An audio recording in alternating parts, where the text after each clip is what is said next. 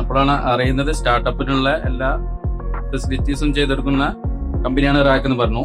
അപ്പൊ നമ്മളൊരു ഐഡിയ സ്റ്റേജിലുള്ള ഒരാൾക്ക് നിങ്ങൾ എങ്ങനെയാണ് നമ്മളത് ട്രീറ്റ് ചെയ്യണമെന്ന് അറിയണം. ഓക്കെ, സോ ഐഡിയ അല്ലെങ്കിൽ ഇപ്പൊ ഒരു സ്റ്റാർട്ടപ്പ് എന്തൂസിയാസ്റ്റ് അല്ലെങ്കിൽ നല്ല ഐഡിയ ഉള്ള ആൾക്കാർക്ക് നമ്മുടെ വെബ്സൈറ്റിൽ കയറാം. rackstartup.com കയറി കഴിഞ്ഞാൽ പോർട്ടൽ ഉണ്ട്.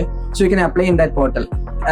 സോ ഒരു യൂഷ്വൽ ഫോം ഫിൽ ചെയ്യുന്നത് പോലെയല്ല നമ്മൾ ആ പോർട്ടൽ ഡിസൈൻ ചെയ്തിട്ടുള്ളത്. സോ ആ പോർട്ടൽ ഇസ് ലൈക്ക് ഒരു 10 സ്റ്റേജിൽ ഒരു 100ഓളം ക്വസ്റ്റ്യൻസിന്റെ അടുത്തുണ്ടാവും. ആൻഡ് ആ 100ഓളം ക്വസ്റ്റ്യൻസ് ഫിൽ ചെയ്യുന്ന സമയത്ത് you will get A better idea on your picture on your idea. Like എങ്ങനെയാണ് നിങ്ങൾ ബിസിനസ് റൺ ചെയ്യാൻ പോകണമെന്നുള്ളതിന്റെ നിങ്ങൾക്ക് തന്നെ ഒരു ഐഡിയ കിട്ടും. മേ ബി നിങ്ങൾ ചിന്തിക്കാത്ത വശങ്ങൾ നമ്മൾ ചിന്തിച്ചിട്ട് ആ ക്വസ്റ്റ്യൻ അങ്ങനെയാണ് പ്രിപ്പയർ ചെയ്തിട്ടുള്ളത്. സോ അതിൽ നിങ്ങൾക്ക് അപ്ലൈ ചെയ്ത് കഴിഞ്ഞാൽ നമ്മൾ ഒഫീഷ്യൽസ് എന്തായാലും നിങ്ങളെ കമ്മ്യൂണിക്കേറ്റ് ചെയ്യും. പിന്നെ അതിന് കുറച്ച് പ്രൊസീജിയേഴ്സ് ഉണ്ട്.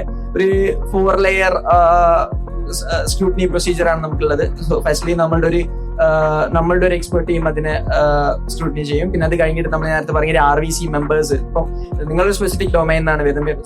ഉദാഹരണം പറയുകയാണെങ്കിൽ നിങ്ങൾ F&B സ്റ്റാർട്ടപ്പ് ആണ്, ഫുഡ് ആൻഡ് ബീവറേജിലുള്ള സ്റ്റാർട്ടപ്പ് ആണെന്ന് വിചാരിക്കാം. സോ നമ്മളിൽ ഉള്ള RVC മെമ്പർ ഫുഡ് ആൻഡ് ബീവറേജിലുള്ള എക്സ്പെർട്ടിന്റെ അടുത്ത് ഓട്ടോമാറ്റിക്കലി സ്റ്റാർട്ടപ്പ് ഈ ആപ്ലിക്കേഷൻ അങ്ങോട്ട് ഷെയർഡ് ആവും.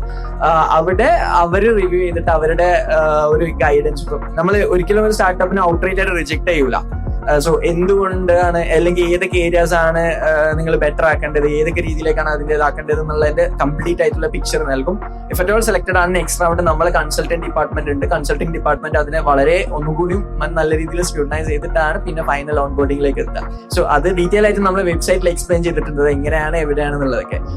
ബട്ട് അറ്റ്ലീസ്റ്റ് ഇപ്പം സെലക്ടഡ് ആയിട്ടില്ലെങ്കിൽ പോലും നമ്മൾ ഒരിക്കലും ഒരു സ്റ്റാർട്ടപ്പിനെ ഔട്ട്റൈറ്റ് റിജക്ട് ചെയ്ത് പിന്നെ അപ്ലൈ ചെയ്യാൻ പറ്റില്ല എന്നുള്ളൊരു കോൺസെപ്റ്റിലല്ല. Because we have build the whole system for people like who are in എന്താ പറയാ സ്റ്റാർട്ടപ്സിൽ അത്രയും ഡീപ്പ് റൂട്ടഡ് ആയിട്ട് ചെയ്യണം എന്ന് ആഗ്രഹമുള്ള ആൾക്കാർക്ക് വേണ്ടിയിട്ടാണ് ഈ മൊത്തം സിസ്റ്റം തന്നെ നമ്മൾ ഡിസൈൻ ചെയ്തിട്ടുള്ളത്. സോ അപ്പം അതിന് കറക്റ്റ് ആയിട്ടുള്ള റെസ്പോൺസസ് കിട്ടും. അതും ടോപ്പ് നോച്ച് വെൻഡേഴ്സിന്റെ അടുത്ത് നിന്നുള്ള റെസ്പോൺസസ് കിട്ടും. ഞാൻ നേരത്തെ പറഞ്ഞ മാതിരി ഇവിടെ നമ്മൾ ഇപ്പോഴും നിങ്ങൾക്ക് എല്ലാവർക്കും ചിലപ്പോൾ ഡൗട്ട്സ് ഉണ്ടായേക്കാം. ഇതിപ്പം എങ്ങനെയാണ് മറ്റു VCs അല്ലെ മറ്റു ആക്സലറേറ്റേഴ്സ് ഡിഫറെന്റ് ആണ്. പക്ഷെ ഇവിടെ ഞാൻ നേരത്തെ പറഞ്ഞ ആ സ്ട്രക്ചറും ഫ്രെയിംവർക്കും ആണ്. അപ്പൊ നമ്മളെ ഒരാൾ അപ്ലൈ ചെയ്യുമ്പോൾ അവർക്ക് നമ്മൾ കൊടുക്കുന്ന insight will be from top notch systems. Like ഏറ്റവും അടിപൊളിയായിട്ട് റൺ ചെയ്തു പോകുന്ന കമ്പനീസിന്റെ സിസ്റ്റത്തിന്റെ പ്രകാരമാവും നമ്മൾ അപ്ഡേറ്റ്സ് കൊടുക്കുക. സോ ആ തോട്ട് പ്രോസസ് ആ അപ്ഡേറ്റ്സ് വരുത്തുമ്പോൾ തന്നെ പ്രൊഡക്റ്റില് ഒരുപാട് ഡെവലപ്മെന്റ്സ് സംഭവിച്ചേക്കാം. ലൈക്ക് അതിനെ വേറെ റേഞ്ചിലേക്ക് എത്തിക്കാൻ വേണ്ടിയിട്ട്